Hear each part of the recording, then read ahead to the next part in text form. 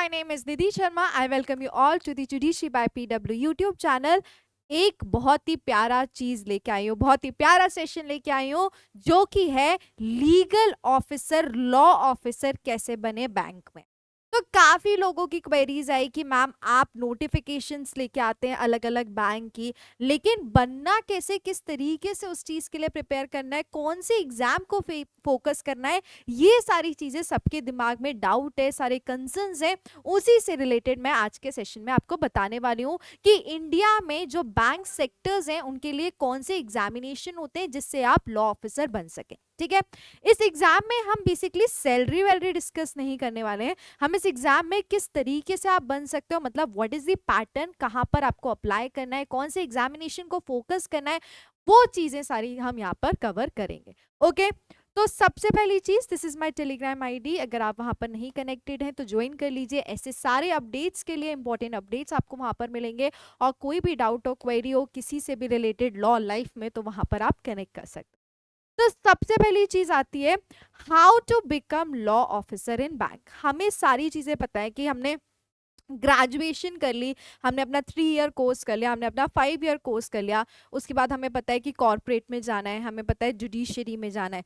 लेकिन कईयों बार कई बच्चों को ये नहीं पता होता है कि बैंक में भी लीगल ऑफिसर, लॉ ऑफिसर बन सकते हैं। उसी के बारे में मैं बात करने वाली हूँ। तो जब मैं बात कर रही हूँ बैंक में लीगल ऑफिसर बनने की, तो बैंक जो होते हैं वो 2 बैंक्स हो गए आपके, एक तो पब्लिक बैंक हो जाएगा, एक आपका क्या हो जाएगा, प्राइवेट बैंक।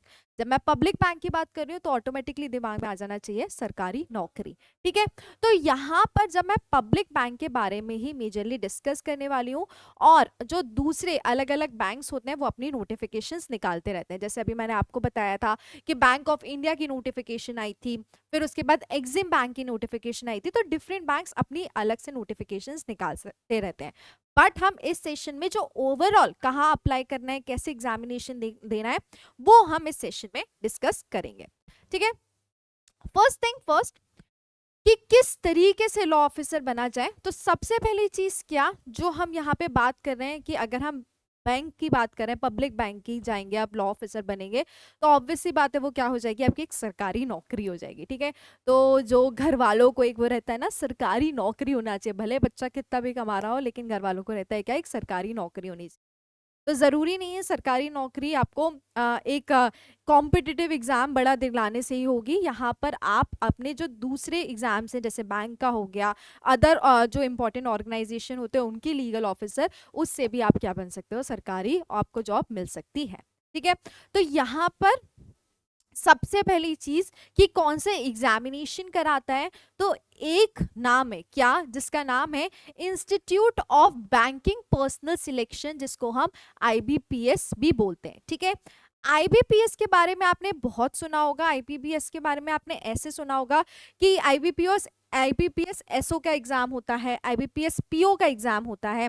तो यहाँ पर जो मैं लॉ ऑफिसर के लिए मेनली बात कर रही हूँ वो आईबीपीएस एसओ की बात करूंगी। ठीक है, क्योंकि आप इस सेशन के बाद 1001% क्या करोगे, सर्च करोगे कि आईबीपीएस एसओ का क्या सिलेबस है, किस तरीके से अप्लाई करना है। तो इसीलिए मैंने आपको बता दिया कि यहाँ पर मैं आईबीपीएस एसओ लॉ ऑफिसर की बात करने वाली हूँ। ठीक है, तो जो आईबीपीएस का एग्जामिनेशन है वो हर साल एक बार होता है। मोस्टली वो एग्जामिनेशन नवंबर में होता है। ठीक है, इस साल भी होगा नवंबर में एग्जामिनेशन, और वो एग्जामिनेशन में अलग अलग फील्ड के लिए अलग अलग तरीके से होता है। जैसे मैं लॉ की बात कर रही हूँ, तो लॉ में भी जो जो स्टेजेस होंगी और क्या क्या चीज़ें कवर होंगी उसको हम एक अलग सेपरेट वीडियो में देखेंगे। बट मैं यहाँ पे आपको स्ट्रक्चर, और क्योंकि ये हमारा जो मेन फोकस है वो क्या है कि किस तरीके से लॉ ऑफिसर बना जाता है। तो जो आईबीपीएस का एग्जाम होता है specialist officer, SO specialist officer का, उसमें जो स्ट्रक्चर होता है वो 3 स्टेजेस पे होता है। कौन सा, जैसा हमारे जुडिशरी में होता है क्या, कि हमें पहले क्या देना पड़ता है, प्रीलिम्स एग्जामिनेशन देना पड़ता है, उसके बाद हमको क्या करना पड़ता है, उसके बाद हमको मेंस एग्जामिनेशन देना पड़ता है, एंड आफ्टर दैट हमें इंटरव्यू देना पड़ता है। ऐसे ही आईबीपीएस एसओ के एग्जामिनेशन में भी 3 स्टेजेस होती हैं। पहली हमारी होती है प्रीलिम्स एग्जामिनेशन, प्रीलिम्स एग्जामिनेशन होगा, दूसरा हमारा क्या होगा, मेंस एग्जामिनेशन होगा, एंड तीसरा हमारा क्या होगा, इंटरव्यू होगा। ठीक है, अगर किसी ने प्रीलिम्स दिया और उसका क्वालिफाई कर लिया तो वो क्या, मेंस के लिए क्वालिफाई होगा। मेंस देने के बाद अगर किसी ने अपने अच्छे स्कोर आए तो वो कहाँ के लिए क्वालिफाई हो जाएगा, इंटरव्यू के लिए क्वालिफाई हो जाएगा। ओके, फिर हम आते हैं नेक्स्ट, हमारा प्रीलिम्स एग्जामिनेशन में क्या क्या पूछा जाता है। सो प्रीलिम्स एग्जामिनेशन में ऐसा नहीं है कि सिर्फ लॉ से रिलेटेड क्वेश्चन आएंगे। यहाँ पर प्रीलिम्स एग्जामिनेशन पूरा डिफरेंट होता है। क्या उसमें आपसे इंग्लिश लैंग्वेज पे क्वेश्चन पूछे जाते हैं, कितने पूछे जाते हैं, क्या पूछे जाते हैं, उस पर मैं डिटेल वीडियो दूंगी, ठीक है। रीजनिंग पे क्वेश्चन पूछे जाते हैं। फिर आपका general awareness with special reference to the banking industry, मतलब बैंकिंग इंडस्ट्री में क्या जनरल अवेयरनेस चल रही है, क्या करंट चल रहा है, वो आपसे पूछा जाता है। जनरल अवेयरनेस मतलब कि कौन सा इंस्टीट्यूशन, जैसे सेबी की बात हो गई, ठीक है, जो बड़े बड़े ऑर्गेनाइजेशन है जो बैंकिंग इंडस्ट्री से रिलेटेड है, उनसे रिलेटेड जनरल अवेयरनेस यहाँ पर आता है, ठीक है। तो जो प्रीलिम्स एग्जामिनेशन होता है उसमें आपसे इंग्लिश पूछी जाती है, रीजनिंग पूछी जाती है and general awareness with reference to the banking industry. फिर जब आपका मेंस एग्जामिनेशन होता है, मान लो आपने क्वालिफाई कर लिया प्रीलिम्स, फिर आपने मेंस में पहुंच गए, तो मेंस में आपसे सिर्फ और सिर्फ एक ही चीज पे फोकस किया जाता है, दैट इज प्रोफेशनल नॉलेज। क्योंकि यहाँ पे हम लीगल ऑफिसर की बात कर रहे हैं, लॉ ऑफिसर की बात कर रहे हैं, तो प्रोफेशनल नॉलेज में यहाँ पर क्या आ जाएगा, प्रोफेशनल नॉलेज में यहाँ पर लॉ आ जाएगा, ठीक है। तो जो आपके लीगल सब्जेक्ट्स हैं वो कवर किए जाते हैं। कौन से कवर किए जाते हैं वो भी मैं जो डिटेल सेशन आएगा उसमें बताऊंगी, आईबीपीएस का अलग से मैं लेकर आऊंगी। तो वहां पर क्या मेनली जो बैंकिंग लॉज होते हैं उसमें आपको बहुत फोकस करना पड़ेगा, क्योंकि उससे रिलेटेड ही मेंस में आपके आंसर पूछा जाते हैं, आंसर आते हैं। जैसे ही मेंस क्वालिफाई करोगे फिर क्या देना पड़ेगा, फिर देना पड़ेगा आपको इंटरव्यू। ये अभी हमने बात की किसकी, आईबीपीएस एसओ के एग्जामिनेशन, ठीक है।